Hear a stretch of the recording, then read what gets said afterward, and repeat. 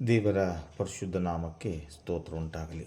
ಈ 2 ನಿಮಿಷ ನಿಮ್ಮೊಟ್ಟಿಗೆ ಕಾರ್ಯಕ್ರಮಕ್ಕೆ ನಿಮ್ಮನ್ನು ಸ್ವಾಗತಿಸುತ್ತೇನೆ. ಈ ದಿನಕ್ಕೆ ನೇಮಕವಾದಂಥ ದೇವರ ವಾಕ್ಯವನ್ನು ಓದಿಕೊಳ್ಳೋಣ. 1 ಪೇತ್ರ 3:17. ಕೆಟ್ಟ ನಡತೆಯುಳ್ಳವರಾಗಿ ಬಾಧೆಪಡುವುದಕ್ಕಿಂತ ಒಳ್ಳೆ ನಡತೆಯುಳ್ಳವರಾಗಿಯೇ ದೇವರ ಚಿತ್ತವಿದ್ದರೆ ಬಾಧೆಪಡುವುದು ಲೇಸು ಎಂಬುವಂಥದ್ದೇ. ಕರ್ತನಲ್ಲಿ ಪ್ರೀತಿಯುಳ್ಳ ದೇವರ ಮಕ್ಕಳೇ, ಈ ಬೆಳಗಿನ ವೇಳೆಯಲ್ಲಿ ದೇವರು ತನ್ನ ವಾಕ್ಯದ ಮುಖಾಂತರವಾಗಿ ಕಷ್ಟಗಳಲ್ಲಿಯೂ, ಬಾಧೆಗಳಲ್ಲಿಯೂ, ಸಮಸ್ಯೆಗಳಲ್ಲಿಯೂ, ಅನಾರೋಗ್ಯದಲ್ಲಿಯೂ ಇರುವಂಥ ಮಕ್ಕಳಿಗೆ ತನ್ನ ಅತ್ಯಮೂಲ್ಯವಾದಂಥ ವಾಗ್ದಾನವನ್ನು ಆತನು ನೀಡುತ್ತಾ ಇದ್ದಾನೆ. ಅದೇನೆಂದರೆ, ನೀವು ದೇವರ ಚಿತ್ತವಿದ್ದರೆ ಬಾಧೆ ಪಡುವುದು ಒಳ್ಳೆಯದು ಎಂಬುದಾಗಿ ದೇವರ ವಾಕ್ಯದಲ್ಲಿ ಬರೆಯಲ್ಪಟ್ಟಿದೆ.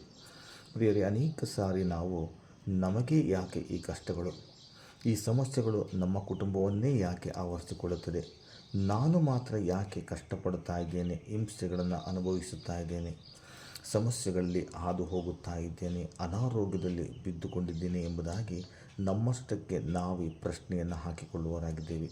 ಅಂಥ ಒಂದು ಪ್ರಶ್ನೆಗಳಿಗೆ ದೇವರು 1 ಪೇತ್ರನ ಮುಖಾಂತರವಾಗಿ ಉತ್ತರವನ್ನು ಕೊಡುತ್ತಾ ಇದ್ದಾನೆ. ಅದೇನೆಂದರೆ, ದೇವರ ಚಿತ್ತವಿದ್ದು ನಾವು ಬಾಧೆ ಪಡುವವರೇ ಆಗಿದ್ದರೆ ಅದು ಲೇಸು ಅಥವಾ ಒಳ್ಳೆಯದೇ ಎಂಬುದಾಗಿ ದೇವರು ನಮಗೆ ನಮ್ಮನ್ನು ಸಂತೈಸುವಂಥ ಕೆಲವು ಮಾತುಗಳನ್ನು ಈ ವಾಕ್ಯದಲ್ಲಿ ಬರೆದಿದ್ದಾನೆ. ಪ್ರಿಯರೇ, ಹೀಗಿದ್ದರೆ ನಿಮಗೂ ಕೂಡ ಈ ಪ್ರಶ್ನೆಗಳು ಇರುವುದಾದರೆ ಈ ದಿನ ಇದಕ್ಕೆ ಉತ್ತರವೇನೆಂದರೆ, ಒಂದು ವೇಳೆ ಇದು ದೇವರ ಚಿತ್ತವಾಗಿರಬಹುದು ಎಂಬುದಾಗಿ ನೀವು ನೆನೆಸಿ ಅದಕ್ಕೋಸ್ಕರವಾಗಿ ಚಿಂತೆ ಮಾಡದೆ ದೇವರ ಚಿತ್ತಕ್ಕೆ ನಿಮ್ಮನ್ನು ಒಪ್ಪಿಸಿಕೊಟ್ಟವರಾಗಿ ಪಡುತ್ತಾ ಇರುವಂಥ ಬಾಧೆಗಳಲ್ಲಿಯೇ ಸಂತೋಷವುಳ್ಳವರಾಗಿ ಜೀವಿಸುವುದು ಒಳ್ಳೆಯದು.